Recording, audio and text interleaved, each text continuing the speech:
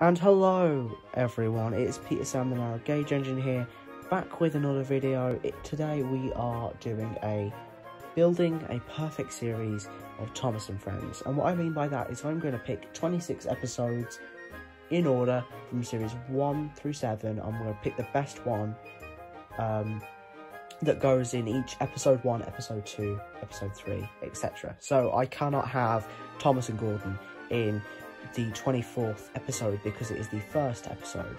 You got that? There will also be some other rules. For example, only direct two-parters can go together. So, for example, if I have Pop Goes the Diesel and Dirty Work, I don't have to worry about a close shave because it's not a direct sequel, it's not a direct continuation of events. However, I have to have the sad story of Henry and Edward Gordon and Henry together because they are direct followings on of sequences. Does that make sense? I hope it does, because we're going to go on straight to number 1 and number 2, Grandpuff and Sleeping Beauty. Now, of course, I was going to put these two episodes first, alright? They are some of the best written episodes from Series 4. Despite Sleeping Beauty having those problems with like retelling the story and just wasting so much time, I think these two episodes are such a power couple. Their placement in the series, I think, is something very overlooked, as it's the first 2 episodes of Narrow Gauge, and we've never seen that so far. We've had series 1, 2 and 3 all set in on the same railway, and then we get these 2 episodes at the start of series 4, which is wildly different and very, very contrasting to what we've previously gotten. I don't know why Britt Allcroft just went ahead and made a film, because it's complete with sad moments, funny moments.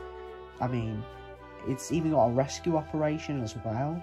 Like, it's so good. I think this could have been a film if they put their minds to it. It's really, really good.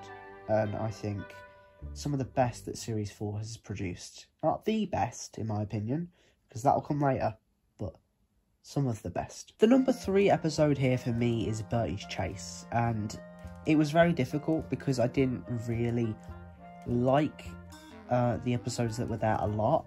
It was kind of tricky. There was like Time for Trouble and some other ones that I didn't really have much fondness for. I just chose Bertie's Chase because it's the best one of a lot of mediocre sort of episodes. So Thomas is sick and Bertie has offered to take his passengers to Edward and meet him at the station, but he keeps leaving before he can get there, and Bertie basically just has to drive across Sodor trying to find Edward. And it's a nice 4.5 minutes. It has nice scenery, and I like Bertie, kind of. And Edward's nice, and it's all just a very pleasant experience. The episode 4 I picked was You Can't Win. It was my favourite season 4 episode of all time, and you know what, it's pretty good. It's just Stuart or Peter Sam helping Duke, and then Duke ends up pushing Stuart along somehow, and everyone makes fun of Stuart, and it's really funny. And then the You Can't Win line at the end really caps off the episode in a great way. I didn't mention it in the season 4 ranking every episode thing, mainly due to the shit editing, because that was not my finest moment. But there are a lot of quotable lines from this episode, and I'll just put a few right here. Poor old Grandpuff, what a shame you've broken down. Peep, peep, pip, teased Stuart. This is the day. Fancy me rescuing Grandpuff. This is the day, this is the day. Poor old engine, fiddlestick. Poor old engine, he teased. It's no good, Stuart. You can't win. Yeah, a lot of great narration there from Michelangelo's top narration. And yeah, that's it for number 4. I think episode 5 is another obvious choice. It's Old Iron, of course. It's got one of the best runaways ever, and just it's very just plain in what it tries to do. It's not anything convoluted. Like with Grandpuff and Sleeping Beauty, it's not anything a spectacular with a spectacular crash like Percy's Chocolate Crunch or Gordon Takes a Tumble. It's just James has run away and Edward helps him. That's basically it. And it's done well. You know, it's very simplistic, it's very nice. and the Runaway theme is catchy as all hell. And that's basically it. That's it. That's all you got, and it's good, and have it, and it's nice. Episode 6 was another hard one, mainly because, for the same reasons as Episode 3, which was Bertie's Chase. None of them stood out to me, none of them had a real pull, so I just chose A Bad Day for Sandal.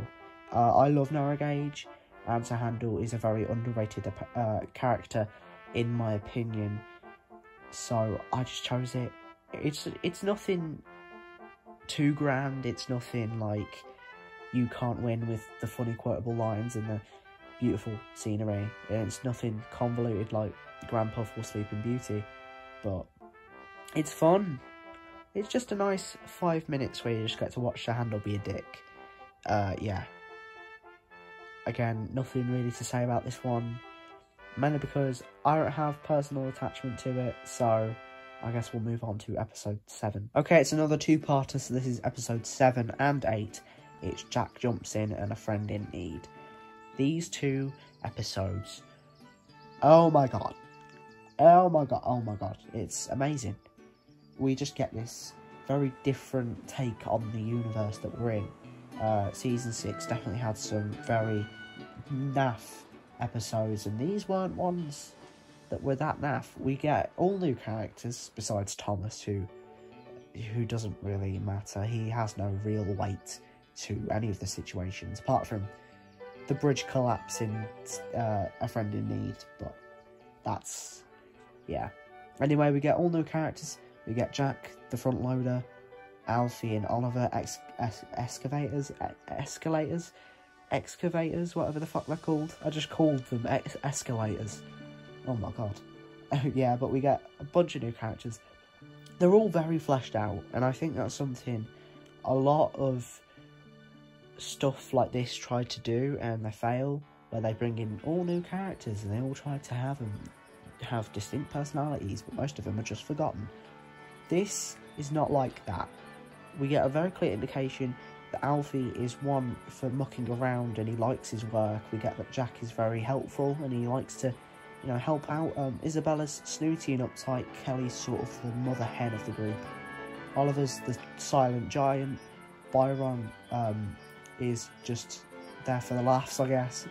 Max and Monty, evil bullies. I mean, that's pretty much it. Ned, clumsy as all hell. I guess Byron is the only one that doesn't have that much fleshed outness to it, because, I don't know.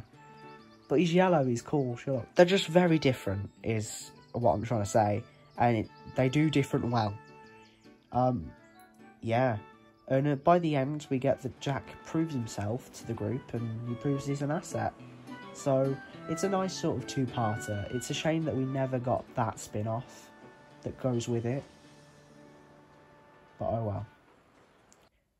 There's always hope. Episode 9 is another obvious one. It's Henry's Forest. We get a different side to Henry in this episode. We get this, nurturing, caring side that is very different to what we're used to, because he's either sick or mean, usually, and both of them are very negative aspects of Henry.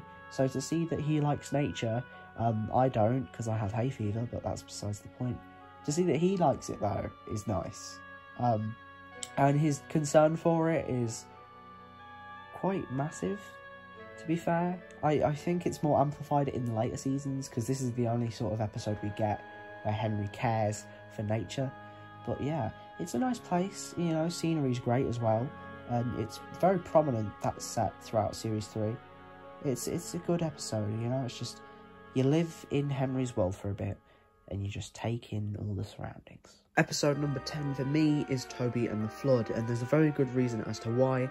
It's basically the most disaster film-esque that Thomas has ever gotten. We have this dam breaking and the tenseness as Toby floats towards the waterfall on the broken bridge, and honestly, it's a very tense scene. It's very moody, the sets are great, and I think just everything about this episode was done so well. Again, there was probably grounds for a film about this, but you know what, we'll let it slide. The episode was amazing, and it was the best 5 minutes that anyone could ever wish for, really.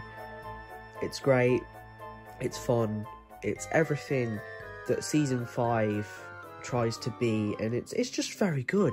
I think that's just how I describe it, very fucking good. For episode 11, I picked the next season 5 episode, which would be Haunted Henry. Now, Haunted Henry is very much a spooky Halloween type episode with mystery, a good opening and ending, and it's very much just so story driven.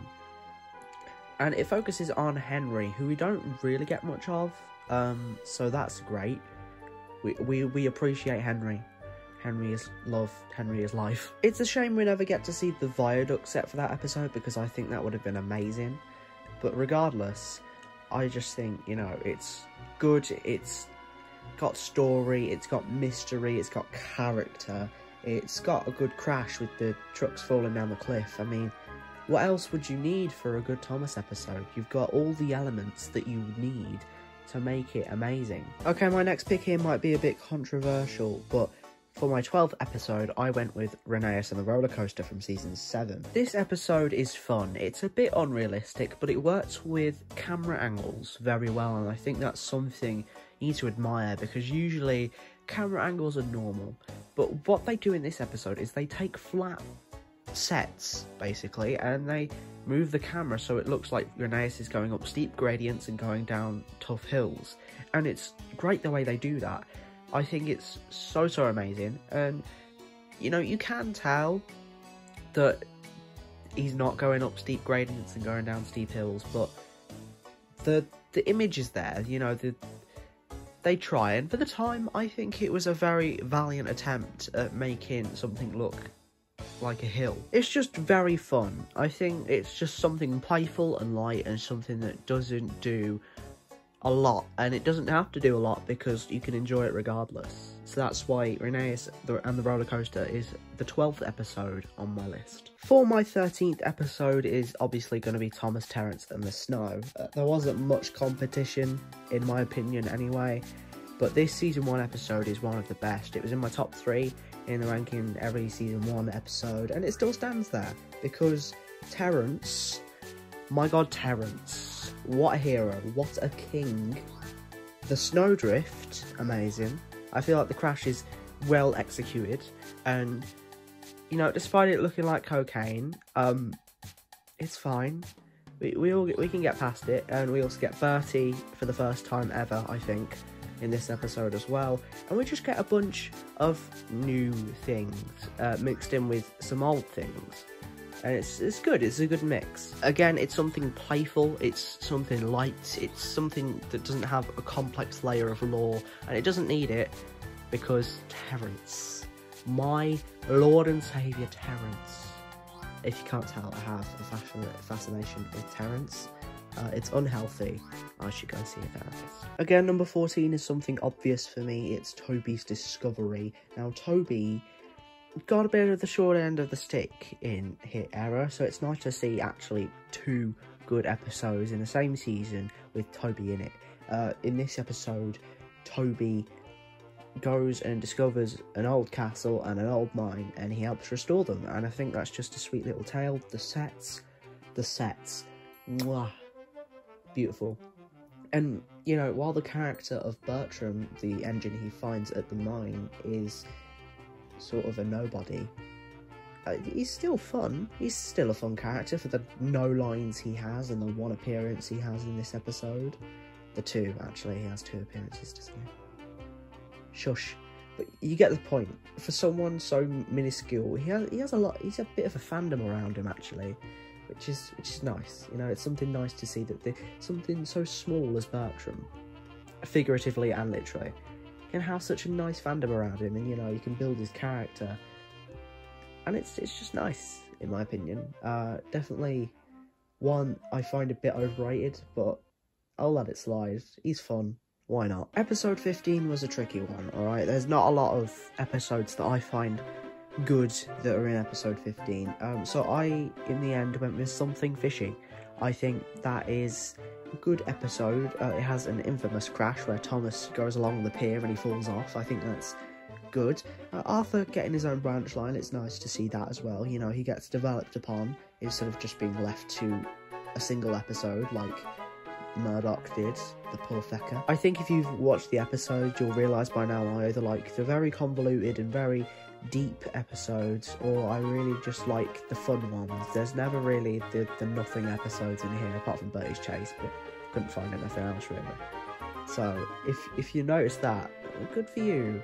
If you haven't, then go watch the episodes, because they're fun. Episode 16 was another tricky one, so I went with, in the end, The Runaway Elephant. It does a lot of the same things that Rene's The Roller Coaster does, but I don't think that makes it bad by any means. I still think it's a fun episode. It's something you can enjoy very much. And we also get this classic line.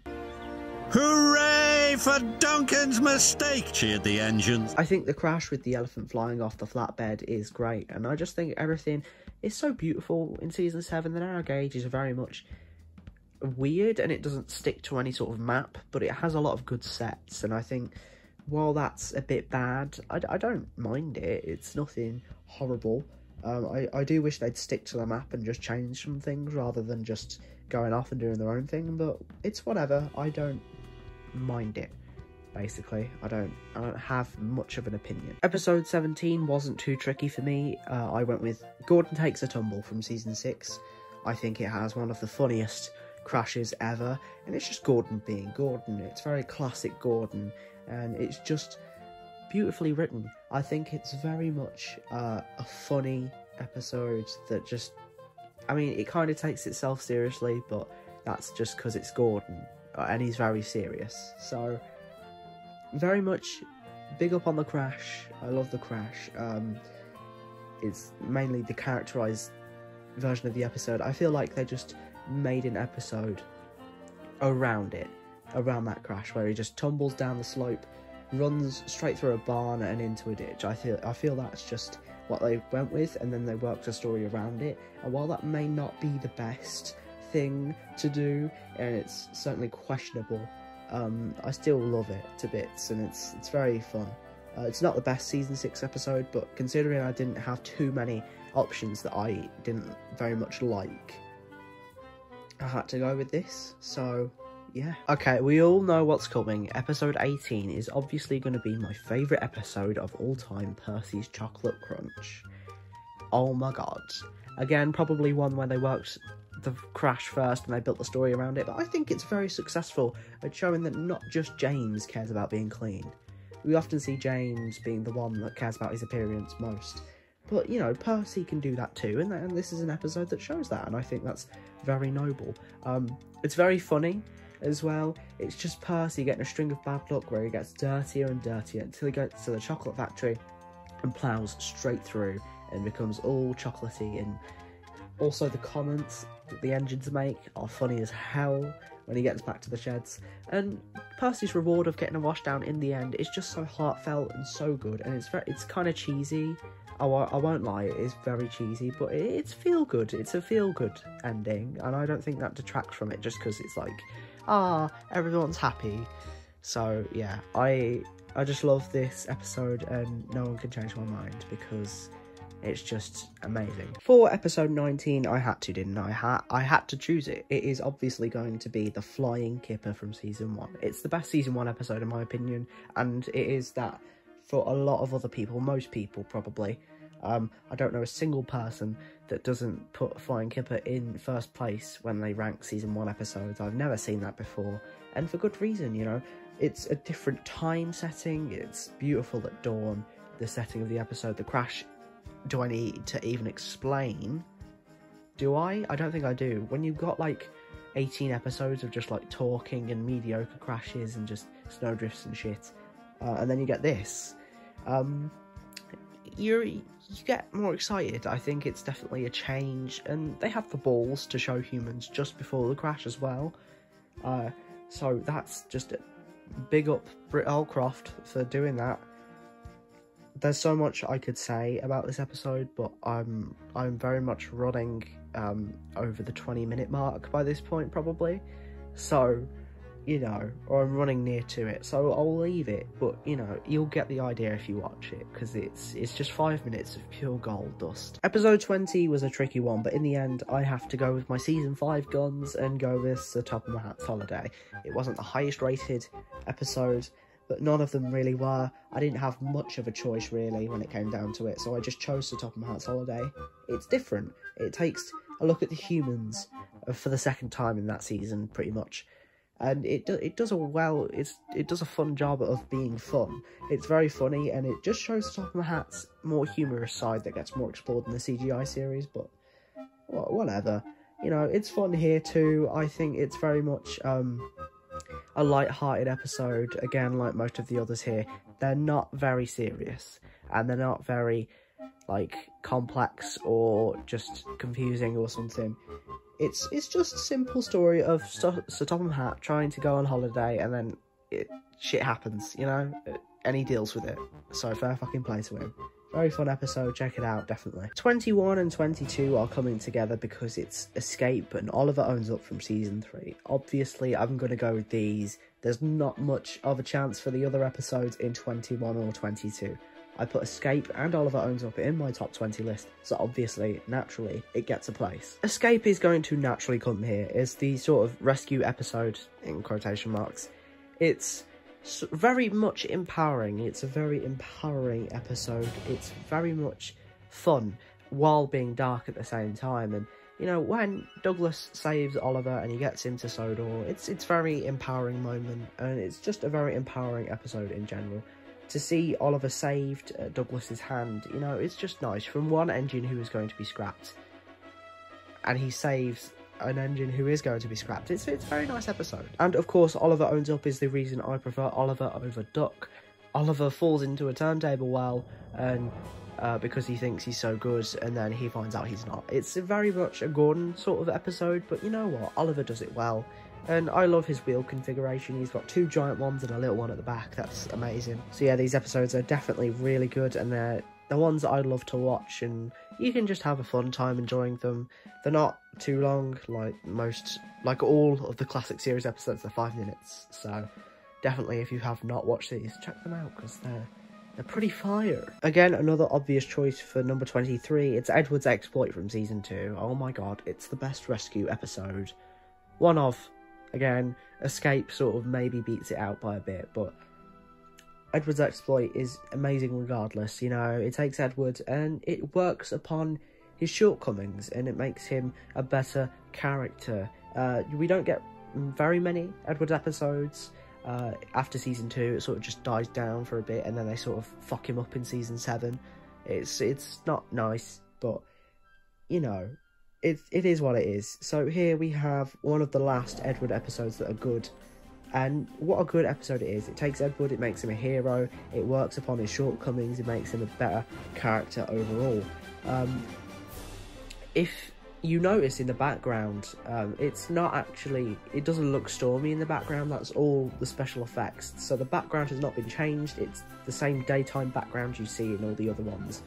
So the fact that they've changed that and they've edited it in a way that looks good, and they've used special effects to make that good, you know, make that look grey, I think is very noble and very worthy. And it's just one of those little details that I really like about it. It's just such a good episode, it's such good craftsmanship, such good model work, especially with the wheels as well, because obviously his side rods come off and he has to do a single wheel sort of thing. Just beautiful. Every aspect of this episode is so good, and it's just, I mean, the Bill and Ben bit's a bit weird, but it's whatever, it's fine. We're at the last 3 episodes, and my episode 24 pick is my favourite episode of my favourite season. Obviously, it's Duncan Gets Spooked from Season 5. What can I say about this? Oh my god, it's amazing. It's the perfect ghost story, because it never confirms if there really is a ghost. You have to make up your own mind, and that's the beauty of this episode. You never get a confirmation as to whether Rusty's story is true, whether the ghost they see is true, and whether any of it is just believable. And you have to really make up your own mind, and that is the magic of Duncan Gets Spooked.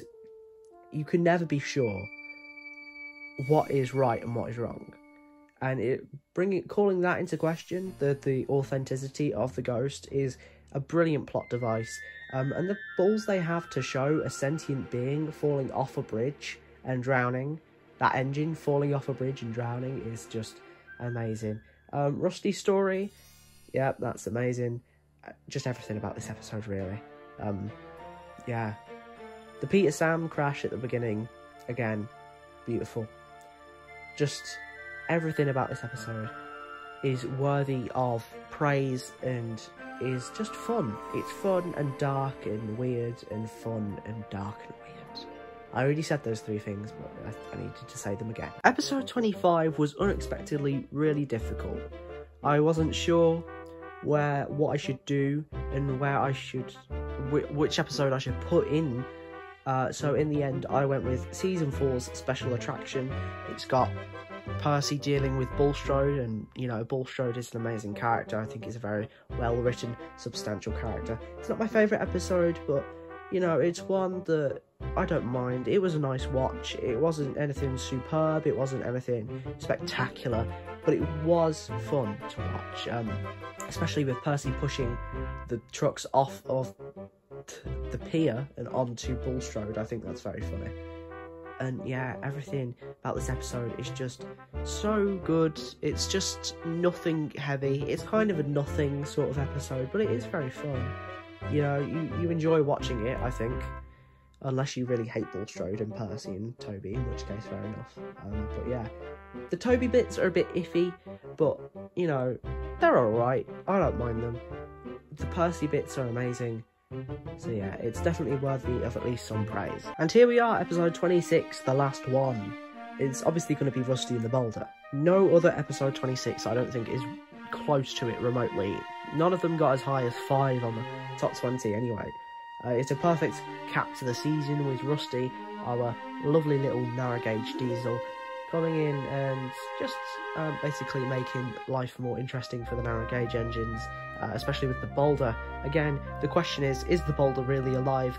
Is there really a face on it?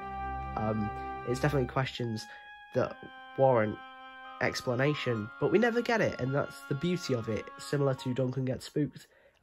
The Boulder causing havoc, and you know what? The explosion, I think that's the only explosion we've ever seen, with the Boulder blowing up inside the shed. I don't know what was in that shed, but probably dynamite. But yeah, it's just a fun thing to see, that Boulder rolling down the valley as Scarlo is just like, what the fuck is going on here? And then he runs off. It's beautiful. It's beautiful, it's scary, and it's mysterious as well, but it's beautiful.